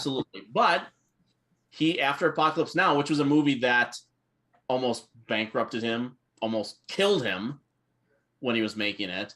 And after that, he plunged a lot of money into his studio, American Zoetrope, all the wine stuff and whatnot. But he threw a lot of money into this musical in the early 80s called One from the Heart with Terry Garr. That was like a notorious flop. I don't think I've ever heard of that till you just said it. Really? So. Yeah. And I love Terry Garr. Yeah. I'm a huge Terry Garr fan. So wow. Was this before or after Mr. Mom? Before. Wow, really? Before. So like between Close Encounters and wow. Before even Tootsie. So I think it was 81 was One from the Heart. So it was pre-Tootsie even. Wow. But that was a movie that kind of wiped him out, Coppola. So it's like the apple almost doesn't fall too far from the tree, if you will. He never really did have a renaissance though, Coppola, did he? Well, I mean, he another big massive movie, or like. Well, he was a little more spread out. I mean, he was still doing stuff in the 80s. He did a movie called Gardens of Stone. He did Tucker, The Man in His Dream with Jeff Bridges. Right. Then came the 90s. He did Dracula, which Oh, that's right. Okay. Right. Dracula's really good. The Rainmaker. He did a John Grisham movie. And then after that, he kind of walked away and he did some really small movies, which I'm not wild about, but he never, whatever people might think of his later work, he never matched. Did Jack with Robin Williams too, so there's that. He never matched the success of those 4 movies, and won an Oscar in the 70s too for writing Patton. So that you can throw Patton into the list as well as a writer. He comes from that core either triumvirate or quad group of like Lucas, Daisy, Spielberg, Seinfeld, Spielberg, Coppola, and wasn't there a 4th? De Palma. That's right, Brian De Palma. The San Francisco crew, basically. That's right. And so they were all nuzzled into one another. Didn't Coppola do something cheesy first? What wasn't one of the 4? Didn't they do not like a trauma movie, but it was like a like a not an exploitation movie. It was like a kind of a cheesy movie. For one of them did that first, right? And I thought it was Coppola kind of did sort of off stuff, and then he did a movie called Finian's Rainbow that wasn't very well received. I mean, Coppola and Lucas were good friends. They were the ones producing and working on each one of those movies, like THX 1138, American Graffiti. Right. I think Coppola's names are on both of those movies. And Lucas originally was supposed to do Apocalypse Now. What? Yeah, I didn't know that. Yeah, no, that would be a weird pairing. Apocalypse Now was originally, he was supposed to direct it initially. It was initially going to be a lot more sort of like cinema verite, and it was going to be like 16 millimeter type footage and stuff like that. And then Lucas did that other movie, and Coppola ended up doing that. Right. That's a surprise face. What? Yeah. I couldn't imagine Apocalypse Now via Lucas. That doesn't even make sense in my head. No, it doesn't. No, I mean, yeah, I mean, pretty much in anyone else's hands, Apocalypse Now is a different picture, but certainly Lucas's. But this book, it's very entertaining. It's very well written, very well researched, beautifully structured too. It's just biopics can be dry, birth to death kind of stuff. And it's not there to necessarily always make apologies for some of the crap that he's made and stuff like that. But it's all woven into the period and where Hollywood kind of was, pointing its arrows at that any given time. And Cage is sort of a reflection of that. So this is I really highly recommend this book. I'm looking forward to finishing it. Age of Cage, it's called. I'll have to pick that up. Yeah, it's really good. Huh. I'm gonna, much like my music taste, which is what this is about, it's going to divert drastically from the topic we were just talking about. All right. I've talked about it multiple times how my music taste goes all over the place except for country music. And when I randomize, it can be a Tori Amos song to a Metallica song to a whatever. TLC song to a whatever. It just it goes all over. But there are very few bands. The tragedy that just happened to the Foo Fighters losing their drummer. Right. The tragedy before that, Nirvana. Mm-hmm. But this speaks to that because I'll probably will never get new music because unfortunately one of the group is passed away. But when it comes to the very first, if I change music services and I want to redo my list, one of the very first bands, if you want to call them that, groups that I go to is a must is Beastie Boys. Okay. I know you maybe like some of it. I know you tolerate it for the most part, but it's for a suburban white kid in the late 80s, mid to late 80s, it made hip-hop accessible, especially after Aerosmith did the thing with Run DMC. There was a renaissance, but no one's really been able to do it quite like them, and they were doing it at the beginning of when hip-hop was becoming huge. It wasn't just the 70s and early 80s post-disco hip-hop, which a lot of people don't remember, like Grandmaster Flash and the Furious Five, or Fab Five Freddy, who you remember from the Blondie song, jumping in and doing a rap lyric. One of the first times that ever happened was on a Blondie song. These people who that was prior to hip-hop. That was or rap, and this isn't gangster rap. It's this whole weird other thing of these white guys who were really rock musicians, but and they self-proclaimed them. So they are three Jewish kids, white guys, who were right up there and dominated the rap market at the beginning of when rap was becoming popular, when it would primarily as a person of color milieu. It's a rap is basically an urban / person of color style, and they were welcomed in to Def Jam Records because Run DMC liked them and got them on tours, and these three white Jewish kids were welcomed into this society at the very beginning, and they did nothing but hit it out of the park every single time. And one of the things they did was almost every album was slightly different than the one before it. They had different producers. They played their own instruments, like guitars. They had heavy rock. Before they called it nu metal, where you have the rap and the rock doing it at the same time. It was a rock group that kind of rapped in the middle of it. They were like, No Sleep Till Brooklyn is mostly guitars and drums, but it's a rap song. And this is as rap is becoming popular before, what it is now. If I just say the names of the albums they put out, I mean, these are all bangers. Like, every single one sold a ton of copies. I didn't even get the number, but I'm telling you, they sold a gajillion albums, and I'm making that number up. License to Ill, the original. Then you got Paul's Boutique. Then you got Check Your Head, Ill Communication, Hello Nasty, To the Five Boroughs, Hot Sauce Committee Part 2. These are, every single one is a banger. There's at least half the album is thoroughly listenable. And if you just did a hit list of just their hits, and these aren't even all of them, I'm just going to run them down real quick, and there's no particular order. Sabotage, one of the best videos ever made. Yeah. Intergalactic, another fantastic video, one of the best videos ever made. No Sleep Till Brooklyn, So What You Want.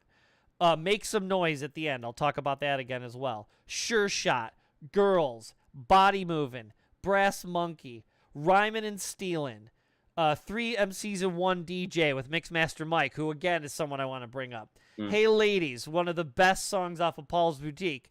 Yeah, most second albums suck. Hey Ladies is revolutionary, although it wasn't as popular. Now when everyone looks back, they're like, yeah, that changed everything. Hey Ladies, Get Funky. You remember that line all the time. Hold It Now, Hit It. Paul Revere, Fight for Your Right to Party, the song that put him on the map. Fight for Your Right. Root Down, Shake Your Rump. These are that's just some. And if you just put that on a shuffle, you would thoroughly be happy. You would be rocking and jumping around and rapping along with them, and it's all it keeps you moving. There's not a garbage song in that bunch, and that's not even all the hits. Again, they ended up adding Mixmaster Mike.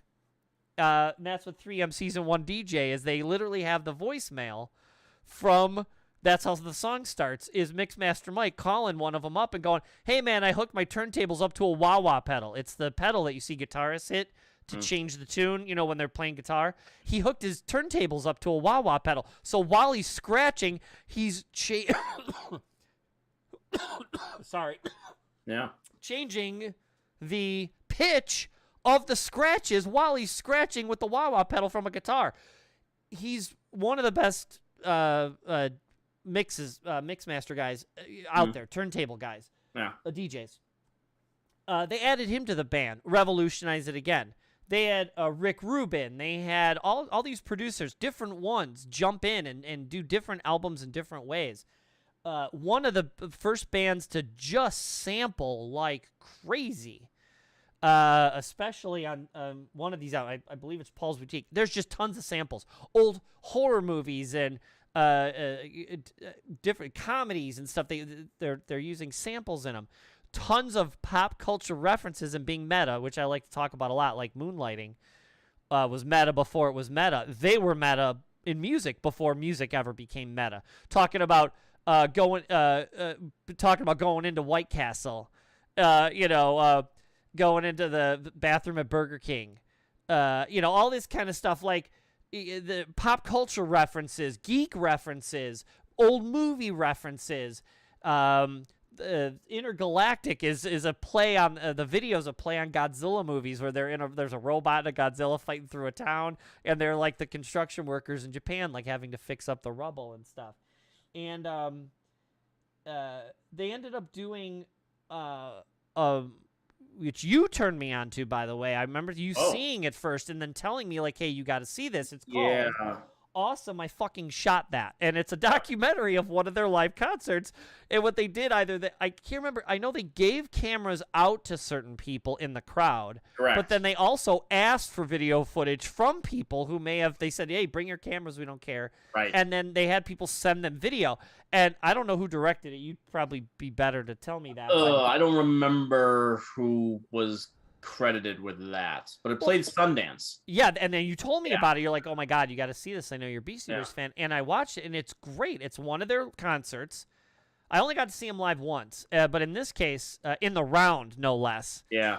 So no matter what seat you were in was great. I got to see them in the round. But in this case, it's a stage at the end of the thing. But they'll cut from live footage of the concert to someone's video camera in a seat. And they edit it together perfectly, so you never miss anything. But, like, if I remember correctly, one of the shots is a guy getting up and going to the bathroom.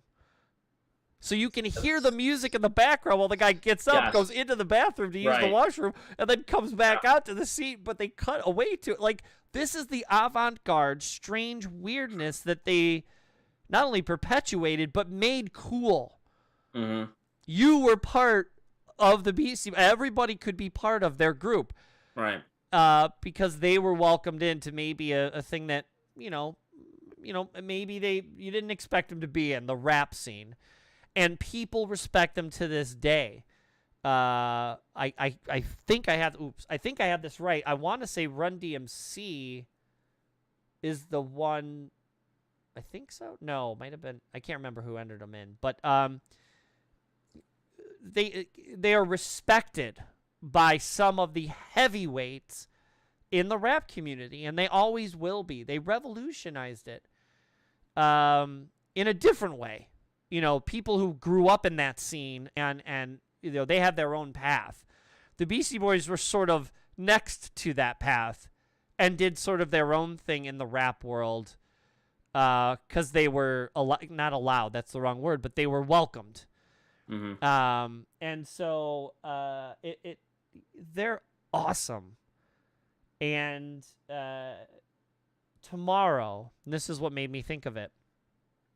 Tomorrow is the 30th anniversary of Check Your Head, which is the third album. I think it's the third album. It's 30 years ago that their third album came out. I wore down my License to Ill tape to the point where I think it broke. And I still, every once in a while, will say, like, hey, ladies, get funky, you know, like in my head. From Paul's Boutique. Hello, Nasty. If you watch Star Wars, J.J. Abrams is a huge Beastie Boys fan. One of the TIE Fighter, or the newer X-Wing pilots, it's an alien.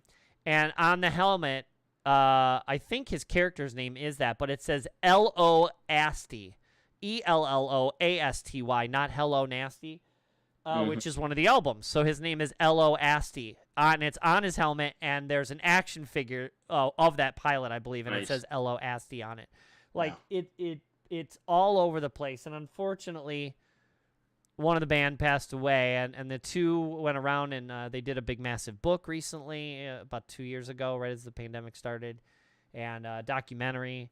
And it's sad because we'll never get any more new music, but it's... If you can't put that list together and find a couple more that maybe are on some sort of top 20 list or something, and just hit shuffle, you will enjoy every second of it. When Intergalactic comes on, or I think I sent you the video. There was a mom, every year she does a Christmas card. It's like a 15 or 20 second or 30 second video of her and her kids. And this last year, 2 years ago, she recreated Intergalactic with her kids, and she went to an airport. And she dressed the kids up as the little Beastie Boys guys with the little Japanese construction helmets with the little white suits. And they did the robotic dancing as they ran around an airport singing the song. And that was like her little Christmas thing that she sent out. That's how pervasive and well-known they will always be. Because they're just awesome. And it's sad that we won't get any music, but you get to listen to all this good stuff all the time, anytime you want. And it's so great. I mean, it's pretty well established I'm a musical square. When it comes to, I have a pretty good knowledge of music, but square is pretty much where I line up with. And, you know, it might not be my style of music, but I'm also not deaf. And I can recognize a good song when I hear it. And I mean, I think, and I think part of the reason might have been that when I first heard the Beastie Boys, because the first Beastie Boys song I heard was "Fight for Your Right to Party." Of course, right? Of okay, course.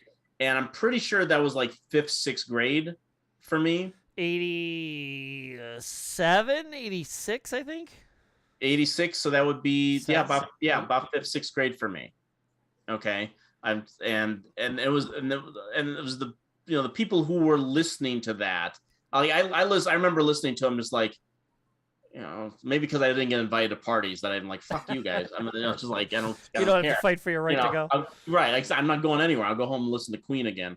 But I think it maybe because not that you need to be in some sort of rebellious phase to appreciate their music or something like that. But I bet it helps a little. Some of it, yeah. And, you know, if you heard that song when you were a teenager, if I heard that song in junior year of high school, they probably would have been my favorite band of all time. Sure. You know, when I reached the age of cynicism and like, fuck it. You know, that's, you know, if I had heard that song then, that would have been my come to Jesus moment. but I heard him when I was in 5th, 6th grade when I was, listening to the music that I still listen to today. Nothing wrong with that stuff either. Like I said, my music jumps. You're all too kind. But yeah, so I mean, but yeah, no, I mean, I've never turned off a Beastie Boys song. Mostly because someone else is playing it, but I never really, even like the radio stations that would play Beastie Boys, I didn't usually listen because I didn't like a lot of the other stuff that they were playing. Sure. So I didn't usually turn into those stations. So so my Beastie Boys knowledge came later.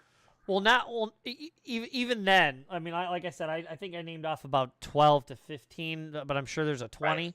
Just go on the Beastie Boys YouTube channel, click shuffle, and just listen one day. And there's going to be a ton of stuff you either have heard before, maybe not. There'd be things you like, dislike, but I bet you half of them you'll be like, that's a great song, and it gets me jazz, makes me happy. No, I definitely enjoy a lot of it now. And there's no getting around the fact that Sabotage has one of the best intros to any song ever. For that, particularly for that kind of music. So yeah.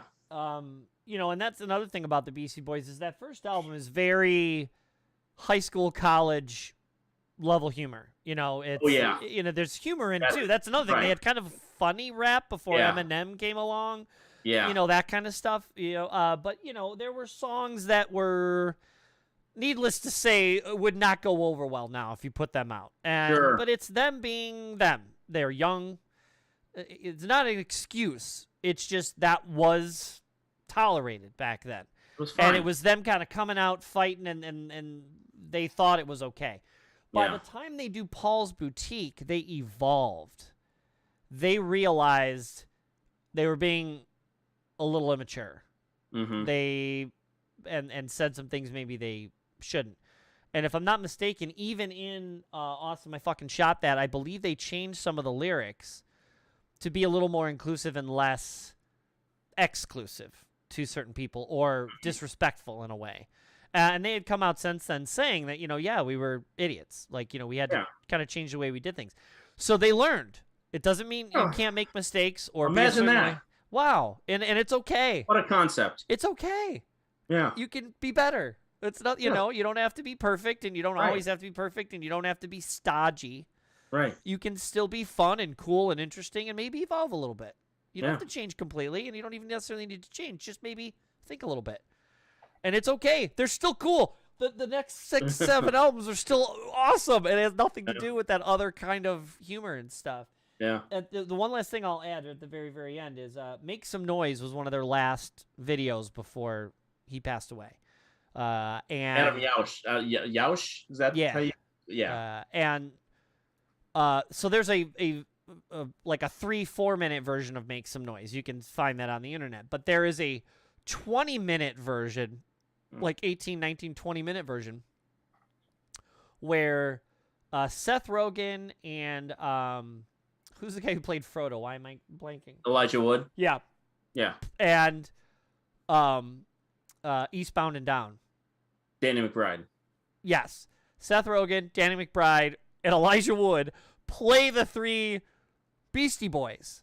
And they're in that like weird Universal backlot, not the Back to the Future portion, but the one you've seen in tons of movies. It's in The Expendables. Remember where they stay the night and they're cooking out in like the burnt out building?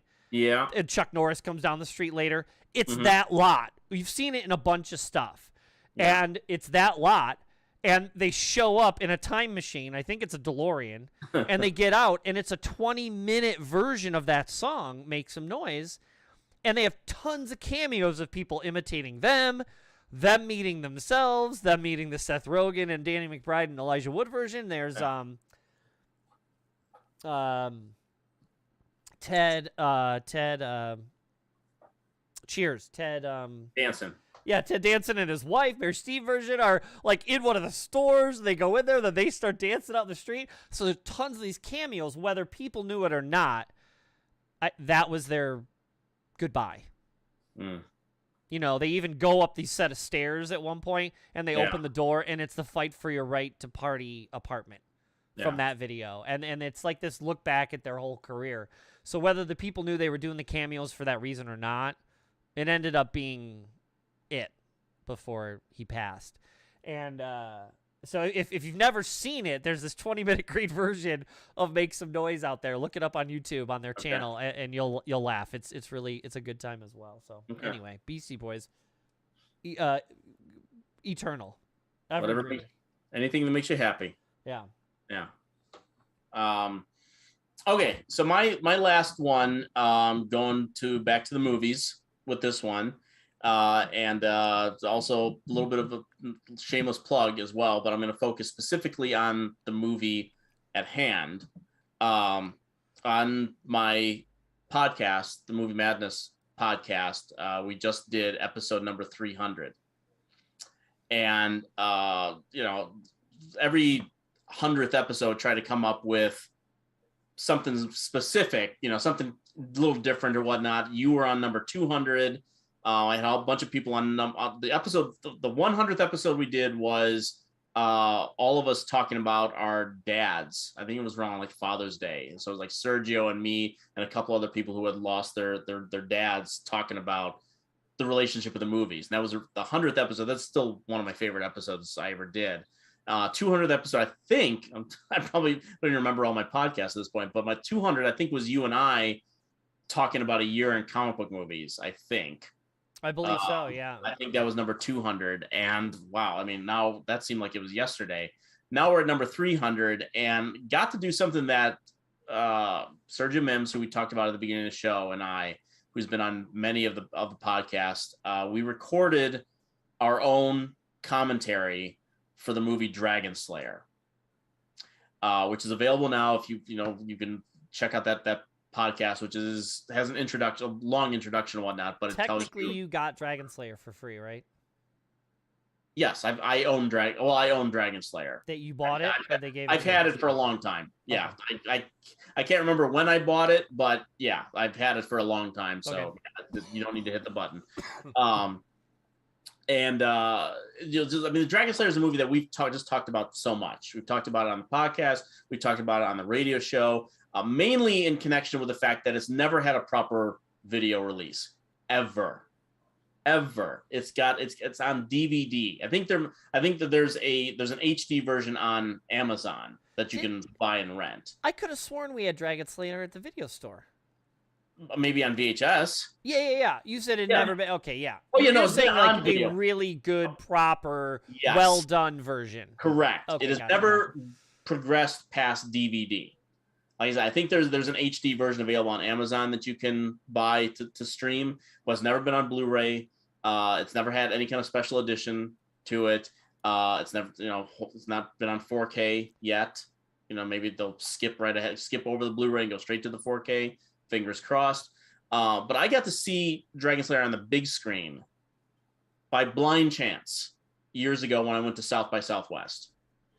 And every once in a while, South by Southwest in Austin, the film festival, they would have a surprise screening. And I think two of them in certain years were 2 Fast and Furious movies. So wonderful. But one year, the 10 o'clock show at the big Paramount Theater there, they had Guillermo del Toro come out, who had no movie at the festival. He was just there for this. That one of the guys used to work at Ain't It Cool News, not the bad one, but everyone else associated with that is like a good dude, except for the guy at the top. Sure. But he had his own 35 millimeter print of Dragonslayer. Yeah, he wasn't even part of that movie. He just happened to get a hold of a 35 millimeter copy of the movie. Yeah. Wow. He had his own collection of 35 prints or whatever. That's awesome. And Guillermo del Toro was there to introduce it because the director of Dragonslayer, Matthew Robbins, he's had like a partnership with him through a good portion of his career. He's written some scripts with him. They've worked together on a couple different projects, so they're friends. And he came out to introduce Dragonslayer, and I got to sit and see Dragonslayer for the first time on the big screen. So just Dragonslayer is my number 3 tonight, because the reason why I love Dragonslayer so much is because it comes from that period that you grew up in as well, where fantasy, sci-fi was ruling the day. Spielberg, not Spielberg, the Spielberg Academy, as we refer to it in the commentary at one point. All these people were doing from Jaws and Star Wars on into the 80s and whatnot. And the embarrassment of riches that we had growing up with these types of movies, not only were they great and some of them awesome, but they were also sort of above our own pay grade in a way that they weren't pandering to us. Maybe Return of the Jedi did, maybe a little bit, but like Dragonslayer, got to sell those toys. You got to sell those toys. Exactly. Got to make that money, George. You don't have enough. Right. But Dragonslayer is a nasty movie. I mean, if you sell it to a kid, 6 years, hey, you want to go over and watch Dragonslayer? There's a dragon. Oh, cool. Watch a Dragonslayer. And it's this movie where like one of the heroes of the movie dies in the first 15 minutes.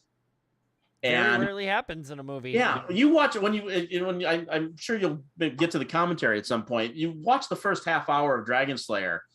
How much? I mean, it's like packing in the last 25 months into a half hour of that movie. I mean, just nothing good happens to anyone good in the first half hour of that movie. It's kind of revolutionary almost. But again, when you're a kid, it's just scary as hell. The dragons are amazingly cool. Baby dragons scare the shit out of you when you're 6, 7 years old. Okay. They're chomping on the princess. She's trying to get out of the handcuffs and her wrists are all bloodied raw and stuff. I mean, it's a nasty movie. And then you grow up and you watch it and you see that it's not just there's a cool dragon, it's a cool sorcerer, it's a little twisty things. The way that the story develops is this really sort of interesting downer message about everything that you put your faith into, everything you might say you put your hope into, is going to be crushed. Okay, yeah, you could be as confident as you ever were. You could have all the power, and you could think that you're doing really great things. And it's not going to matter, because even if you succeed, someone with more power is going to take credit for it. And it's the, I'm not trying to turn this into a downer thing, but no. the Dragonslayer movie, man, is an incredible piece of work, especially, that period that we grew up with. Don't even realize maybe the messaging that was being put in our heads as kids. They were adult, they were mature, they didn't pander to our kiddie nature. We talked about it in the movie, in the commentary. I can't remember there being Dragonslayer toys at all. I don't remember there even being a cool dragon or whatnot. So we talk a bit about action figures during the commentary, but it's just watching it again and then getting to watch with Sergio for the first time. We've talked about this movie for 10 years on our radio show and on the last few years on the podcast and whatnot, and how it's never gotten a proper release. And just sitting there watching it with Sergio and hearing his first time watching the movie and how the audience hated the ending of the movie because it doesn't live up to the hero's journey part of their expectations and everything. And but it's fun.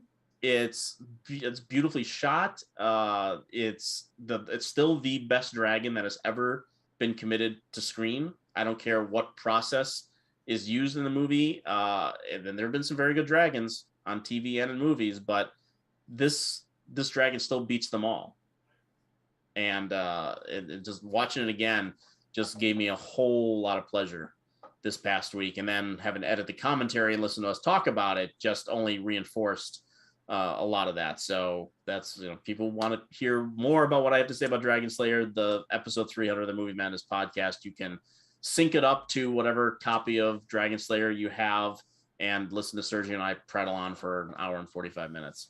And to do that, you pause it at like I don't know who made it off the top of my head, but Paramount. Paramount. Okay, so the Paramount mountain comes up, whatever, you pause it, and then you turn on the podcast, and they said, okay, as soon as we count to 1 or whatever, then unpause your movie, and then you play the podcast off your phone or a Bluetooth speaker in your house or whatever, and then just turn the volume down on the movie to a comfortable level where you can hear both or just the podcast. And it's like riff tracks, but in this case, you're not making fun of it.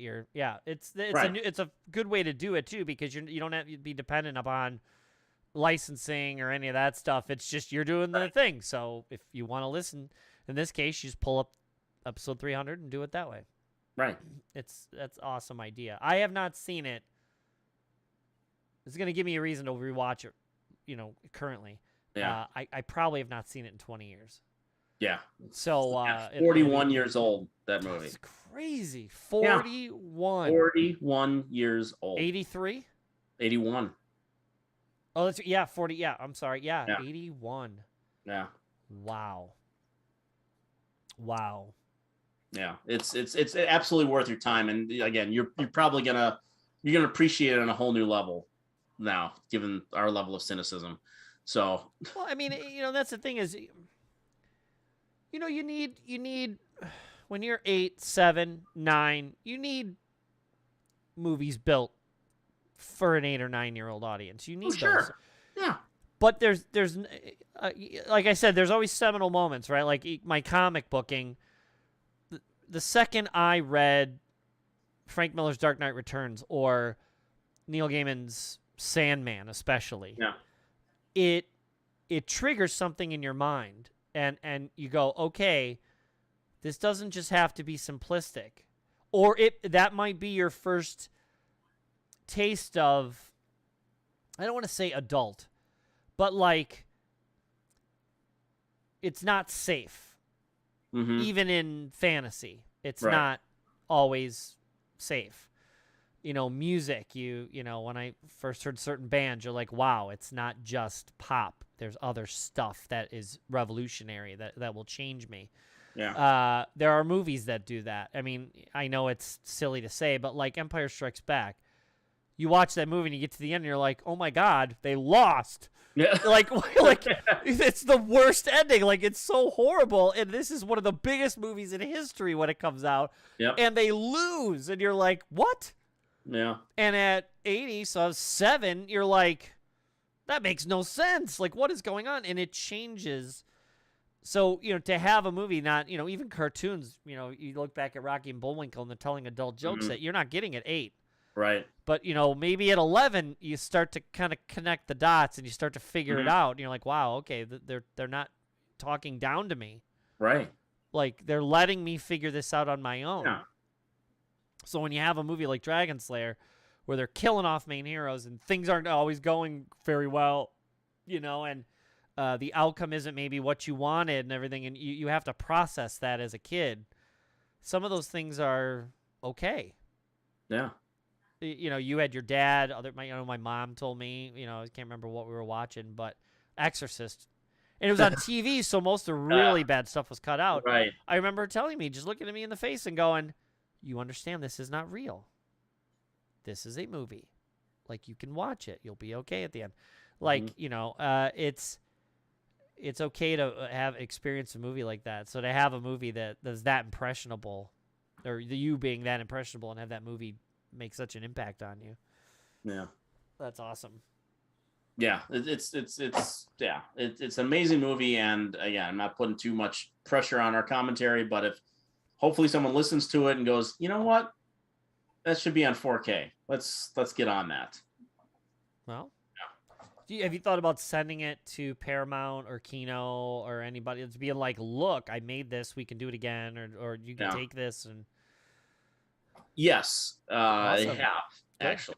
Not that we can happily re-record it if necessary. Not that that's the reason we did it, but if it becomes in some way the impetus of someone to go like, yeah, that needs a proper release. And the problem is it's a rights issue too. That's one of the reasons why it's been so thorny. I think because it was a co-production between Walt Disney and Paramount. Oh yeah. Paramount put the movie out on DVD and on VHS at the time, so there's probably it's a sorcerer like thing with 2 different studios. So, but again, I think like Disney was just like, Yeah, give it. Just here, we'll take it and put it on Disney Plus.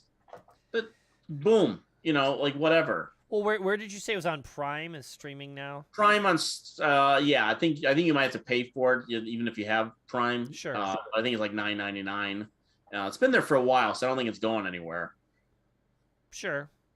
But Yeah. if that's the case, then that stops Disney from doing stuff even on Disney Plus. Correct. You look how long they had to fight to get the Netflix TV shows back and the Fox stuff, and they still can't get Spider-Man on there for more than like 2 weeks before Sony pulls it back and does whatever they're doing with it. Right. So especially if it's Titanic was like that, right? And this was like that. Yes. Although Paramount had like most of the rights to Titanic. I mean, there was Paramount because that was such an expensive movie. Paramount reaped a lot of the spoils because of the domestic stuff, and then I forget what other studio had a Universal. I don't remember. Had like the international rights to it. That doesn't happen very often, though, where two companies. No, not at all. But look how much of a pain it ends up creating later. Right. Yeah. Huh. So, Dragonslayer, good stuff. Good, watch it. And on Amazon. Mm-hmm. It's probably the only place to get it. You said the 4K version? It'll just any kind of HD version. Oh. I mean, the DVD version is not good. It's just, the VHS might be better, frankly. So I think Guillermo del Toro said that when he introduced it. He's like, it's on crappy DVD, and yeah. No, well, that's another thing I'll have to watch. Yeah. I'm looking forward to. I think this was announced yesterday. They put out a. Let's see. Yeah, okay. I wanted to make sure it was recording. I've talked about the fundraisers for Ukraine. Yeah. 2 of them happened. Made tons of money. Right. Epic Games and even Microsoft jumped in. I think they made something like $60 million or something they gave to Ukraine, benefits and stuff to help the people of Ukraine. Comic book community in the past has done this numerous times. Have fundraisers, not fundraisers, but benefits. Writers, artists, colorists, and they get together and they do one-off issues or their own issues. The big one obviously was 9/11. They've done them for other tragedies, and the idea is they give their time, they make new stories. They're printed, put out, you buy them, and obviously that makes money for the charity. The biggies are coming together again for Ukraine. And they're doing something called, I want to make sure I get this right, Comics for Ukraine, sunflower seeds. And that's the name. It's going to be a what they call a one-shot or a one-issue thing that comes out. I would even go as far as to say graphic novel. I don't know how thick it's going to be. They haven't said how many pages are in it, but they even have a hardcover. They're going all out. So they're going to have a hardcover version and then a bunch of different softcover versions. So it's like the graphic novels you find at like Barnes & Noble, like 6 issues of whatever. They put them in a softcover book you can buy. The hardcover, though, and the reason it jumped out at me on Twitter was they got Alex Ross to paint the cover. And I'm a huge Alex Ross fan. I'm a fan of a lot of people that are involved, but anytime I see Alex Ross stuff, my eyes is immediately drawn to it. And in this case, they show the back of a hero with a Ukraine-esque flag sort of as his silhouette, and then obviously this big sort of Goliath-type creature with a hammer and sickle that's red. Sort of, you can't see the face, but you see that he's facing off against this large person thing that's going to hurt it. It's dramatic painting. That's the hardcover. You only get the Alex Ross one on the hardcover, so I'm going to pre-order that because I want to give money, but it's also Alex Ross, so I want the version I want. But you may not know any of these names, but to the comic book world, these are huge names. Mark Waid, Louis, best known for Marvels and I can't think of the other one off the top of my head. John Layman, who does Chew, he's doing a new story. Kurt Busiek, he's the one who did Marvels. Mark Waid did Kingdom Come for DC. Kurt Busiek did Marvels. Howard Chaykin, he's a political satirist. It's also a comic book writer and artist. Walt Simonson, who reinvigorated Thor during the late 80s. His artwork is iconic. He's doing a new book, his own version of Thor, not for Marvel, called Ragnarok. He's doing a story for this. There's a bunch more. I don't have all their names. They're still putting this thing together, still getting more people to jump on and do it.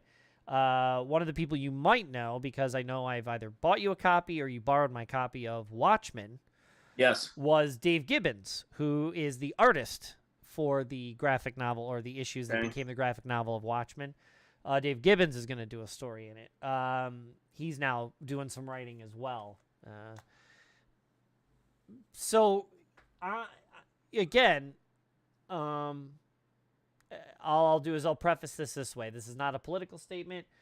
It is what it is. There's a war going on, and there are kids. And these kids had nothing to do with this.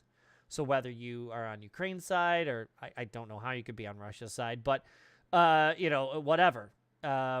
War is war, and these kids are suffering. People are suffering. And it's horrendous.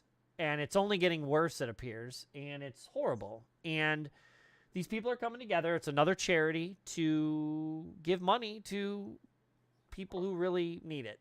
I've had some things go down in the last few weeks that aren't so great, but nothing compares to what these people are being put through in the Ukraine. And this is just another way you can give money, and you get something out of it. So even if you wanted to be selfish about your charity, you're getting something, and you're giving money, and that money, as far as I know, none of it is going to these people, and they're getting it printed, and if not all, the money is going directly to charity. In addition to this, with all this art that's being produced, they are doing something which I don't think they ever did for these other sort of jam books they've done for charity in the past, which is they are doing full-blown merchandising, like to raise more money for Ukraine. So like shirts, and I'm assuming they'll have an Alex Ross shirt with the cover on it, and these other great artists that are doing covers, maybe some interior art. They're doing posters. They're doing all kinds of stuff. So it's still being done. I don't have a link right now that I could tell anybody to go to other than the Twitter post. So I'll post a link to that. And so maybe if you keep on Mark Waid's account and Kurt Busiek's account, you'll see when and where this will become available to you, so you can pre-order it. Again, even if you wanted to just be selfish, you are getting a comic book with some art that's being done by some of the best in the business for free to give kids and women and these refugees some sort of a fighting chance. And you can't beat, again, comics. They bring you joy. And in this case, even if the stories aren't all that great, meaning it may be about a sad subject, but in there you might feel some hope, or maybe even some levity, some comedy might come out of it. The satire of Howard Chaykin may poke some fun at some people that need to be made fun of because of this horrible tragedy. Do it. Again, I have no endorsement by this. I don't know exactly how much money's going where or which charities yet, but as it progresses, I will post a link. If whatever charity they say they're giving it to, please make sure you research it properly, and until you feel comfortable giving money so you know it's going to the right place, then do it. But I will be doing it because I trust these people, because as far as I know, they've never done me wrong, and so I'm assuming all of it is going to go to the people who really deserve it. So, excellent. Well, yeah, I'll definitely have to send that out. You send me the information on that, and cool. I'll send that out as well. The thing I'm looking forward to is something that got announced this week, and it was hinted that it existed, or was at least going to be put together in some fashion by the people who made it. But Netflix had a big announcement this week, and I don't know if you've heard it. Or maybe I haven't. I hope you haven't, because I'm about to give you some real joy. You know, blow my mind. I don't know if I'm going to blow your mind, but Okay. I know where you're going to be on May 20th. Oh, I will Say write that date down. Yeah, May 20th. You will be watching Netflix on May 20th. Okay. Netflix not having a great week right now. No, but, they are doing themselves no favors. No, they're not having a great week. But before this was announced, and on May 20th, whole new movie, Jackass 4.5. They've done that with the others, so yeah. Yes. Okay, cool. All right, good. Yeah, they had enough stuff that they cut out of Jackass Forever, and it had been hinted at. I think Steve-O and Pontius and maybe even Knoxville had said that there was enough footage for another movie, and there was kind of hinted at that they would do like a Jackass 3.5. And again, Jackass Forever's on Paramount Plus. Speaking about splitting studios, and yeah, Netflix is getting Jackass 4.5 on May 20th. So that is weird. Yeah. Because the beauty of Paramount Plus is, well, not beauty of it, whatever you want to call it, is it's affiliated with MTV because I think they're all part of that big conglomerate. Right. So they have the Jackass show, then they have 1, 1.5, 2, 2.5, 3, 3.5. Yeah. And now they have 4, but 4.5 is gonna be over at Netflix. That makes no sense. Whatever. Is it a limited time exclusive, and then Paramount will get it back, kind of thing? Not that I've heard. At least, I mean, they didn't suggest. I don't know. I'm not on the business side of either service. I don't work for either of them, so I don't know. But they announced on Twitter and said, "Get ready for more stunts and stupidity with Jackass 4.5, an all new feature film featuring the whole crew." And they do it there's a little clip from it in the tweet as well. I'll have to look for that. Yeah. Well, I wonder now because BAM not settled. They came to some sort of an agreement, so he dropped his lawsuit. Okay. Because he makes like a 15-second cameo in the marching band on the treadmill skit. Yes, right. He's in there, but he doesn't really talk. He makes a couple groans because he hits that door. Yeah. But that's it. Yeah. Well, the lawsuit's gone. Mm-hmm. So I wonder if he's in if some of the extra footage is going to be BAM related, and maybe he'll talk. It seems like it's got to be, right? I mean, if they had, if you have enough for a feature film, you're talking at very least 75, 80 minutes at least. Sure. Okay. So you got to think that there's got to be a couple bits in there. Maybe there isn't. I mean, maybe it's the lawsuit was so this could go forward. Who knows how it comes out. But as long as everyone gets the help that they need, there's a lot of that going on right now, frankly. But May 20th. I swear to God, May 19th is the last day of the Chicago Critics Film Festival. May 20th is going to be me, well, midnight that night, the 19th. Usually those things go live at midnight. Usually, yeah. So I'll be exhausted at that point, so I probably will not be staying up that night to watch it. But the next day, when I am literally not going to probably be doing anything but sitting on the couch or in bed watching stuff, that will be on my list to watch on May 20th. Awesome. Yeah, I know. I did not know anything about that till you just said it. Was that literally today? No, I think might have been yesterday. Okay. It was this week, so it was either Monday or Tuesday. Excuse me. Yeah. Might have been yesterday. Very cool. Yeah, because I wrote it down immediately. I'm like, that's what I'm looking forward to. Was that part of I have 2 things already? Yes. Yeah. I had 2 things already, and what I was looking forward to. Yeah. Well, awesome. I'll have that to look forward to. I still haven't watched, although it's not on Netflix, I haven't watched the Halo series on. I haven't either. I heard. Yeah. Big Halo fan, but I know. Not doing what they are kind of supposed to with it. Right. So we'll see. Mm-hmm. Awesome. Yeah. I did the console test for I played Apex the other day. I saw some of that. So I may start doing a little bit of that. I haven't figured out a way to deal with all the clicks. I gotta still figure out how to get a USB camera over there and keep it powered. Once you get over 5 feet, they don't want to power the cameras anymore, so I gotta move some stuff around maybe to figure that out. But Until then, I may start doing a little bit of gaming on here. What I would like to do, and I know it's time related, so maybe we'll make it part of this, and we'll go an extra 15 or 20 minutes. But we got to get you on the Xbox, and we got to do Puzzle Fighter. Oh, right. So we can play some Puzzle Fighter against each other. Mm-hmm. At least something. Yeah.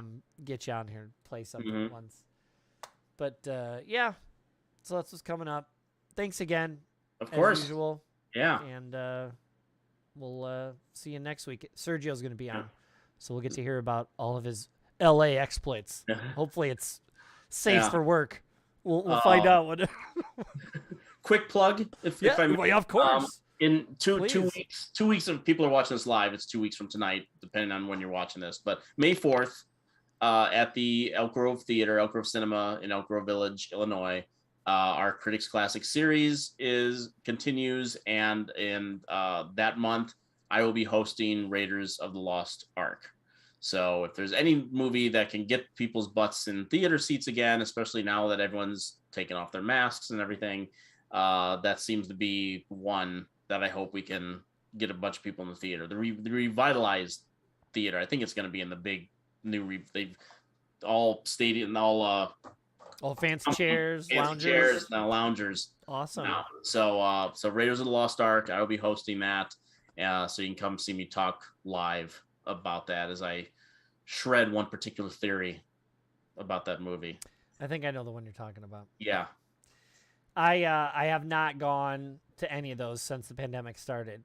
Yeah. That might get me to go. Because it's Indiana Jones. Right. Maybe. Yeah. We'll see. I will still be. Yeah. Right. Yeah. Of course. Yeah. It's not trying to offend anyone. No. I'm, who knows where I've been. Right. That's all I'm saying. That's right. Who knows where you've been? It's right here, actually. That's the end. Pretty much right here. Yeah, that's true. Yeah. All right. So not next week, but maybe the week after, or that's the 5th. I don't know. We'll figure it out. We'll figure it out. Figure something out. Yeah. All right. Later, everybody. Okay.